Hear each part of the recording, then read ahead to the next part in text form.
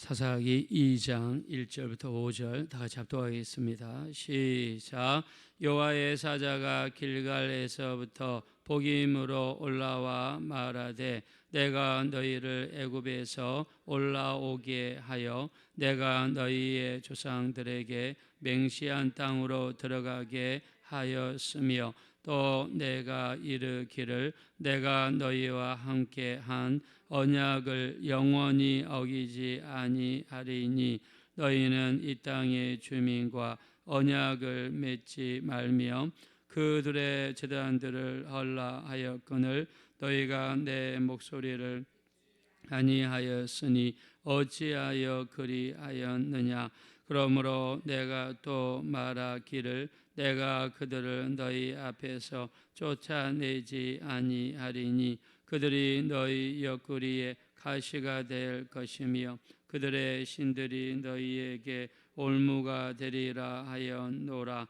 여호와의 사자가 이스라엘 모든 자손에게 이 말씀을 이르매 백성이 소리를 높여 운지라. 그러므로 그곳을 이름하여 복음이라 하고 그 둘이 나가서 여호와께 제사를 드렸더라. 아멘. 네, 오늘은 사사기 2장입니다. 사사기 2장에서 하나님께서 하나님의 사자를 보내셨습니다. 천사일 가능성이 높죠. 하나님께서 천사를 보내셔서 이스라엘 백성들에게 말씀을 하십니다. 자, 그들의 잘못을 지적을 하면서 먼저 너희를 애굽에서 인도하여 내셨고 이곳 가나안 땅까지 인도하신 분이 하나님이시다라는 것을 분명하게 밝혀주셨습니다. 우리도 마찬가지죠. 세상에서 헤매고 수많은 제약 중에 있을 때 우리를 그곳에서 인도하여 내셨고 교회 가운데로 이끄시고 결국에 천국으로 인도하실 분이 우리 예수님이 되시는 줄로 믿습니다. 자, 근데 이스라엘 백성들에게 하나님께서 끊임없이 말씀하시죠. 나는 내 언약을 지키겠다. 나는 내 언약을 지키겠다. 그러면서 우리가 계속 읽어왔습니다. 하나님의 언약을 소금 언약이다. 소금의 상대편 가정에 소금을 먹으면서 어떤 일이 있어도 약속을 지키겠다.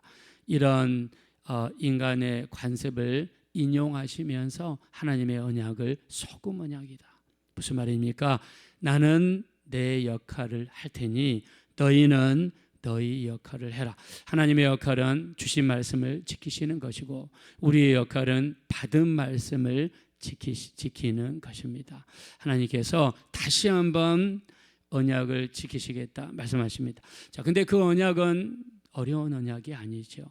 말씀에 순종할 때 내가 너희를 모든 민족이 뛰어난 민족이 되게 할 것이요 성읍에서도 복을 받고 들에서도 복을 받게 할 것이요 내 몸의 소산과 내 짐승의 새끼와 또 내 토지의 모든 산물들이 복을 받을 것이요 광주리가 복을 받을 것이요 떡광주리가 복을 받을 것이요 들어가도 복을 받고 나가도 복을 받고 또 적들이 한 길로 쳐들어왔으나 나가 7길로 도망하게 되리라는 이 놀라운 약속을 하나님이 지키시겠다는 것입니다. 자, 근데 인간은 당장에 보이지 않죠. 손에 잡히는 것도 없고 눈에 보이는 것도 없고 우리 귀에 들리는 것도 없으니까 우리 인간은 쉽게 바로 눈앞에 보이는 것에 현혹되기가 쉽습니다. 자, 그래서 가나안 땅에 들어가거든 어떻게 하라고 그랬습니까? 7 족속을 몰아내라. 그들을 다 제거하라. 하나님 말씀하시죠. 근데 이 사람들 어떻게 했어요? 몰아내지 않았습니다. 오히려 기브온 사람들과 함께 또 언약을 맺는 이런 일까지 벌어졌습니다. 그러면서 하나님의 사자가 언약을 지키시는 하나님을 소개하고요. 그리고 어떻게 몰아내라, 제거하라 그랬는데 그들과 언약을 맺을 수가 있느냐. 그러면서 들어가거든 다시 한번 모든 가나안 족속을 몰아낼 것을 촉구를 했습니다. 자, 성경에서는 버릴 것을 버리고 몰아낼 것을 몰아내고 제거할 것을 제거하지 않았을 때 그것이 어떻게 역사한다 이야기하죠. 다시 한번 상기하겠습니다. 자, 3절 말씀 보겠습니다. 다 같이 읽겠습니다. 시작. 그러므로 내가 또 말하기를 내가 그들을 너희 앞에서 쫓아내지 아니하리니 그들이 너희 옆구리에 가시가 될 것이며 그들의 신들이 너희에게 올무가 되리라 하였노라. 네, 뭐라고 했습니까? 가나안 족속을 쫓아내지 않으면 너희 옆구리에 가시가 되리라. 여러분, 손끝에 티눈 하나 박혀도 얼마나 아프고 어렵습니까? 옛날에 저희가 국민학교 다닐 때는요, 복도가 나무로 되어 있었습니다. 근데 나무가 오래되니까 거기에 조금만 가다가 스치면은요, 그 삐쩍 나와 있는 그 나무가지가요, 발톱과 살 사이에 돌아가지고 그렇게 아픕니다. 그렇게 아픕니다. 저희 초등학교 다닐 때는 그 기억밖에 없어요. 나무 복도에 밀려가지고 그 사이에 새기는 거. 여러분, 몸속에 티눈 하나만 박혀도 이렇게 아프는데 성경에 뭐라고 그랬습니까? 그것도 다른 부위도 아니고 옆구리에 가시가 될 것이다. 우리 하나님께서 우리가 기도할 때 끊임없이 우리에게 깨닫게 해주십니다. 우리 연약한 부분, 우리가 넘어지기 쉬운 부분, 우리가 짓기 쉬운 죄가 있으면 끊임없이 생각나게 해주십니다. 그것을 온전히 빼지 못하고 제거하지 못하면 우리 옆구리에 가시가 되고 올무가 될 것이라고 그랬어요. 그래서 우리 예수 믿는 사람들은요, 버릴 것은 버려야 됩니다. 우리 잊어버릴 것은 철저하게 잊어버려야 됩니다. 우리가 변화될 것은 철저하게 변화될 때 하나님의 도우심의 역사가 쏟아지게 될 줄로 믿습니다. 자, 이 말씀을 듣는데요, 이 말씀에 감동이 오기 시작합니다. 자기 자신의 모습을 보기 시작합니다. 이스라엘 백성들이 그 하나님의 사자를 통해 전해지는 모습을 보고 어떻게 했습니까? 그들이 심히 통곡하면서 울기 시작합니다. 자, 4절 말씀으로 가겠습니다. 다 같이 읽겠습니다. 시작. 여호와의 사자가 이스라엘 모든 자손에게 이 말씀을 이르매 백성이 소리를 높여 운지라. 아멘. 말씀이 막 전파가 되는데 심령이 벌렁벌렁, 마음이 벌렁벌렁, 이 말씀이 막 내 가슴을 쥐어짜고 이 말씀 앞에 도무지 견디고 있을 수가 없어요. 그래서 소리를 높여, 그냥 온 것이 아니라 소리를 높여 울었어요. 근데 이것이 한두 사람이 아니라 얼마나 많은 사람들이 울었는가. 자, 우리 한번 5절 말씀 읽겠습니다. 시작. 그러므로 그곳을 이름하여 보김이라 하고 그들이 거기서 여호와께 제사를 드렸더라. 아멘. 여기서 그 울고 있는 모인 장소의 이름을 보김이라고 그랬습니다. 보김이라는 히브리 단어는요, 우는 사람들이 모인 곳이라는 뜻이에요. 얼마나 많은 사람들이 소리를 높여 울었던지 그것을 보김이라고 했어요. 보김은 우는 사람이 얼마나 많은지, 얼마나 통곡하고 울고 울었던지 그 지역 이름을 보김이라고 했습니다. 여기서 제가 축복하겠습니다. 우리 교회가, 새벽 예배가, 주일 예배가 우리 우는 장소가 되어서 제2의 복임이 되시기를 예수 이름으로 축원합니다. 여러분의 가정도 마찬가지입니다. 하나님의 말씀이 쏟아지고 들어가서 그 장소가 우는 장소로 변하여 제2의 복임이 되시기를 예수 이름으로 축원합니다. 여러분, 말씀을 듣고 우는 게 얼마나 귀합니까? 말씀을 듣고 울었어요. 우리가 어떤 혹자들이 이렇게 이야기합니다. 사람이 눈물을 흘리게 되면은요, 여러 가지 정화작용이 일어난대요. 신체적으로도 정화작용이 일어나고 감정적으로도 정화작용이 일어납니다. 이거를 카타르시스라는 단어를 사용한다고 합니다. 우리가 울게 되면은요, 우리 몸에는 스트레스 호르몬이 있는데 그거를 코르티솔이라는 호르몬이 있다고 해요. 이것이 몸에서 많이 분비가 되면 사람이 신체가 스트레스를 받아서 정신적으로 건강적으로 안 좋다고 합니다. 근데 눈물을 많이 흘리게 되면은요, 코르티솔 호르몬이 감소해 가지고 감정적으로도 안정이 되고 신체적으로도 안정이 일어난다고 그래요. 이 스트레스 호르몬이 감소하니까 혈압이 정상으로 돌아가고 심장 박동수가 정상으로 돌아가고 몸의 기능들이 활성화되면서 뭐가 증가하냐면 면역력이 증가하는데 도움이 되는 게 우는 것이랍니다.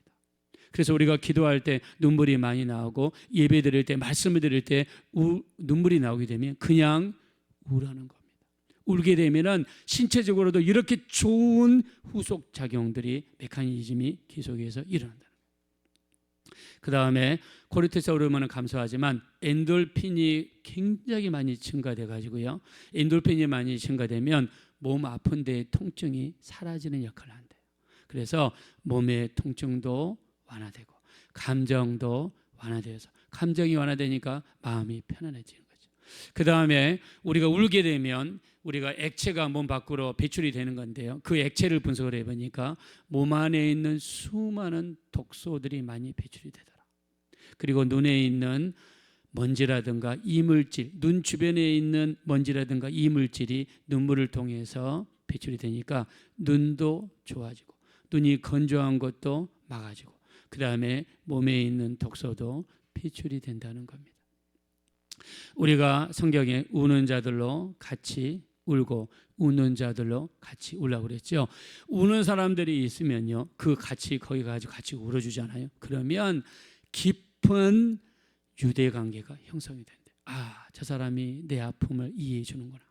그래서 우리 예수 믿는 사람들한테 정말 필요한 게 공감 능력입니다. 우리 세상에서는 사람들이 힘들고 어렵게 사는데 내가 물질의 여유가 있다고 그래서 그것을 표시를 내고 그것을 드러내는 삶을 산다면 그 사람들의 공감을 얻어낼 수가 없어요. 그러면 전도의 문이 막힙니다. 우리 믿는 사람들은 비록 가지고 있다 할지라도 우리가 세상에 나가서는 공감 능력이 필요합니다. 무엇입니까? 우는 자들과 함께 울고 우는 자들과 같이 웃게 될 때에 사회적인 연대감, 사회적인 공감, 우리 이 사람을 이해할 수 있는, 우리 사람으로 만들 수 있는 능력이 어디서 오느냐? 눈물에서 온다는 겁니다. 그래서 우리가 사람들을 위해서 같이 울어주고 같이 기도해 줄 때 복음의 문이 더욱 열리게 될 줄로 믿습니다. 우리가 성경에 보면 예수님도 우셨죠. 우리 누가복음 19장 41절 가까이 가사 성을 보시고 우시며 이르시되 너희 오늘 내가 평화에 가는 일을 알았더라면 내게 좋을 뻔하였거니와 지금 내 눈에 가리웠도다. 날이 이를지라 내 원수들이 토돈을 쌓고 너를 두르고 사면으로 가두고 돌 위에 돌 하나라도 남지 아니하리라 그랬습니다. 이때가 AD 30년인데요. 이때로부터 40년이 지난 후에 로마의 디도 장군이라는 사람은 8만 명의 군인들을 끌고 와서 예루살렘을 가두고 그 주변으로 토성을 쌓고 들어가지도 못하고 나가지도 못하게 한 다음에 예루살렘에 있는 사람들을 굶겨서 죽였습니다. 예수님은 주의 말씀에 불순종한 이스라엘 백성들이 40년 후에 받을 멸망할 것을 보고 주님은 오셨습니다. 요한복음 11장 35절에 예수님은 마리아와 유대인들이 우는 것을 보고 오셨어요. 요한복음 11장 33절 그가 우는 곳과 유대인들이 우는 곳을 보시고 심령의 비통이 여기시고 불쌍히 여기사 그를 어디 두었느냐 하시니 주여 와서 보옵소서 하니 예수님께서 눈물을 흘리시더라. 나사로가 죽었을 때 그 죽음 앞에서 우는 사람들을 보시고 심령이 비통해 여기시고 불쌍히 여기시면서 오셨어요. 또 히브리서 5장 7절에 보니까 그가 육체에 계실 때 자기를 능히 죽음에서 구원하실 이에게 심한 통곡과 눈물로서 간구와 소원을 올려드렸고 그의 경외하심을 인하여 들으심을 얻었느니라 그랬습니다. 예수님께서는 겟세마네 동산에 계실 때 얼마나 힘들고 어려우셨던지 심한 통곡과 눈물로서 간구와 소원을 올려드렸습니다. 우리가 성경 곳곳에 보면 우는 장면들이 많습니다. 창세기 27장 38절에 에서가 통곡했다고 그랬어요. 왜요? 자기 복을 빼앗긴 다음에 그 분한 마음에서 아버지 앞에 나가서 울었습니다. 민수기 14장 1절에 보니까 이스라엘 백성들이 10명의 정탐꾼들의 말을 듣고 하나님 앞에서 그들은 원망하며 불평하며 밤새도록 울었어요. 이 사람들은 분하고 원통하고 원망스러워서 울었습니다. 애굽에서 여기까지 왔는데 우리가 정복할 땅은 정복하지 못할 땅이고 그들의 적들은 너무나 크다는 것을 보고 불평하면서 원망하면서 울었어요. 사무엘상 1장 10절에 보니까 한나가요 괴로워서 울었습니다. 분인나가 괴롭혀서 울었고 자식이 없어서 울었습니다. 우리 예레미야가 1장 16절을 보니까 예레미야 선지자는 멸망할 나라의 세상 말로 꼬락서니를 보고 울었습니다. 자, 우리가 세상에 우는 이유는 너무나 많습니다. 여러분은 어떤 이유 때문에 자주 우세요? 괴로워서 우십니까? 분해서 많이 우십니까? 아니면은 억울해서 지금 울고 계십니까? 아니면은 여러분 원망하면서 울고 있지는 않습니까? 우리가 울어야 될 울음 중에 가장 귀한 울음은요, 말씀을 듣고 감동하심을 받아 능히 내 심령 속에 넘쳐서 이것이 감동이 되어 내 눈에서 한없이 흘러나오는 그 눈물을 우리는 흘려야 될 줄로 믿습니다. 우리는 감동을 받아 울어야 돼요. 그래서 말씀을 들을 때마다 내 심령이 감동을 받아서 눈물을 흘리게 도와주십시오. 눈물을 흘린 이스라엘 백성들이 얼마나 많이 울었던지 그 땅을 복임이라고 그랬습니다.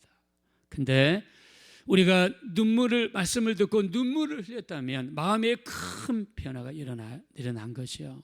마음에 큰 변화가 일어나면 그 다음에는 회개가 따라야 되고 행동이 따라야 됩니다. 우리가 예를 들면요, 다윗은 밧세바를 범한 다음에 회개하는 장면이 시편에 나와 있습니다. 시편 51편 17절에 보니까 하나님이 구하시는 제사는 상한 심령이라. 하나님이여 상하고 통해하는 마음을 멸시하지 마옵소서.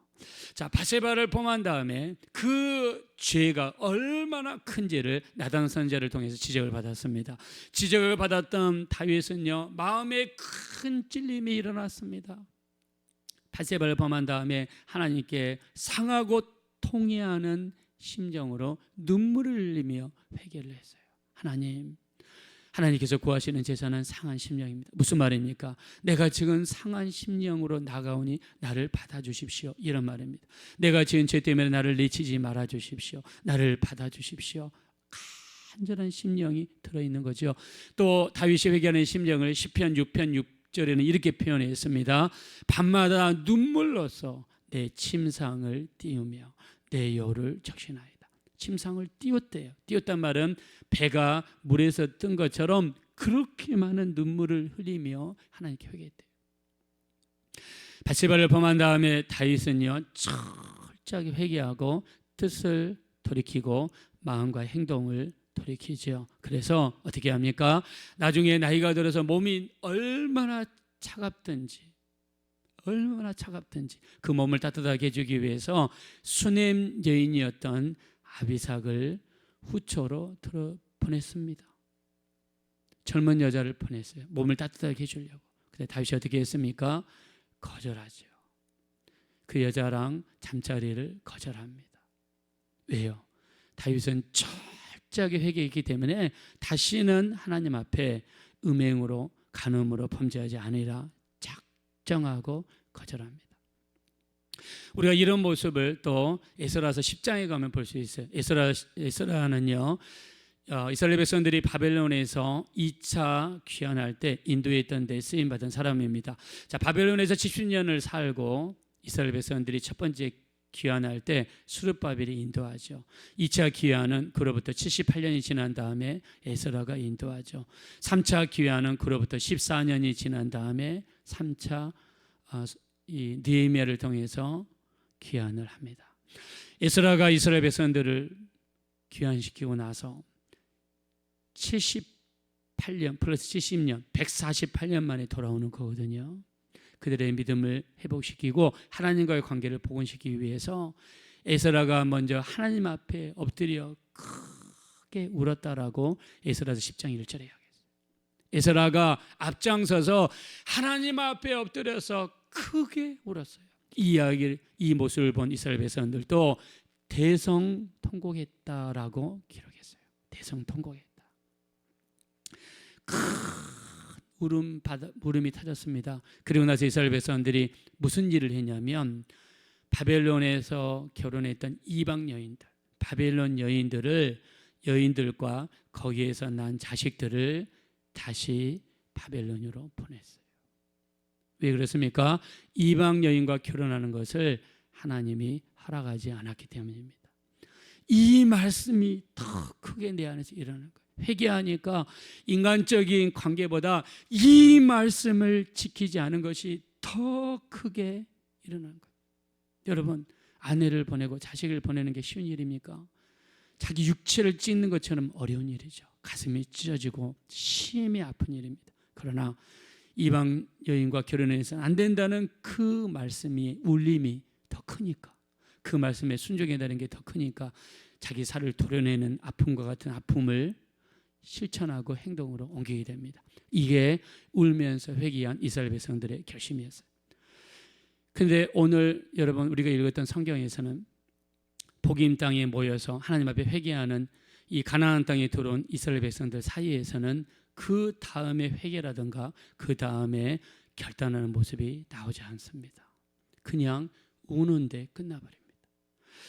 그냥 밤새도록 아니면 몇 시간 실컷 울고 난 것이 끝납니다. 더 이상 이어지지 않습니다. 회개로 이어지지도 않고 후속 조치 결단하는 모습도 보이지 않고 어떤 자기 속에 있는 것을 버리는 그런 모습이 보이지 않습니다. 그래서 우리 6절 이하의 여러분들이 집에 가서 읽어보시면 얼마나 많은 죄가 그 다음에 바로 이어지는지 즉각적으로 이어집니다. 우리가 성경에서는 회개에 합당한 열매라는 단어가 나옵니다. 마태복음 3장 8절, 누가복음 3장 8절, 또 우리 사도행전에도 이렇게 나옵니다. 회개에 합당한 열매를 맺으라고 이야기해요. 회개에 합당한 열매는 내가 지은 죄가 얼마나 크고 무서운지를 철저하게 깨닫고 그 다음엔 완전히 버리고 돌아서는 것입니다. 예수님께서 처음 외친 말씀이 무엇입니까? 침례를 받으시고 세례를 받으시고 예수님이 가장 먼저 외친 말씀은 회개하라 천국이 가까이 왔느니라. 주님이 외친 이 회개하라는요, 가던 길을 180도로 돌아서서 다시 반대 방향으로 가라는 그런 뜻입니다. 이게 회개에 합당한 열매입니다. 오늘 이스라엘 백성들의 모습 속에서 말씀을 듣고 우는 데까지는 좋았으나 그 다음에 회개로 이어지지 못했고 거기에 합당한 열매를 맺지를 못했습니다. 이것은 비극입니다. 감정적인 사람에게서 일어날 수 있는 상황입니다. 우리도 교회를 다니면서 말씀을 드릴 때마다 눈물을 흘리고 통곡하는 일이 일어났다 할지라도 교회의 문을 나서는 순간 행함이 없는 믿음이라면 그 믿음은 죽은 믿음이 될 수밖에 없습니다. 진정한 신앙 생활은요, 교회의 문을 나서는 순간부터 이루어진다는 사실을 기억하셔서 말씀이 행동으로 이루어지시는데 쓰임받는 여러분의 삶이 되시기를 예수님의 이름으로 축원드립니다. 이 시간 기도하실 때 정말 우리 일평생 말씀을 듣고 우는 심령이 되게 도와주십시오. 그리고 거기에 그치지 않고 회개로 이어지게 도와주시고 그리고 결단하고 행동으로 옮길 수 있는 데까지 이르는 우리의 신앙생활이 이루어지게 되게 해달라고 합심으로 간절히 기도하겠습니다. 허락하시고 잡으라신 하나님 진심으로 감사합니다. 우리는 연약하고 우리는 부족합니다. 넘어지기 쉽고 쓰러지기 쉽습니다. 우리는 말씀을 듣고 하나님 앞에 한없이 눈물을 흘렸던 이스라엘 백성들과 같이 그러시 하나님 말씀을 듣고 회개할 수 있는 말씀을 듣고 눈물을 흘릴 수 있는 그런 심령이 되게 도와주십시오. 그러나 눈물을 흘리는 데서 끝나지 않게 하시고 우리가 회개에 이르게 도와주시고 그리고 우리 합당한 열매를 맺을 수 있는 버릴 것은 버리고 우리 버릴 것은 버릴 수 있는 우리 모두가 될 수 있도록 우리 하나님 인도하여 주시옵소서. 존귀하신 하나님 감사합니다. 우리 심령을 축복하소서. 우리 회개에 합당한 열매를 맺게 하소서. 회개에 합당한 열매를 맺게 하여 주십시오. 회개에 이르게 하시고 거기에 합당한 결단이 이루어질 수 있는 우리 모두가 될 수 있도록 인도하여 주십시오.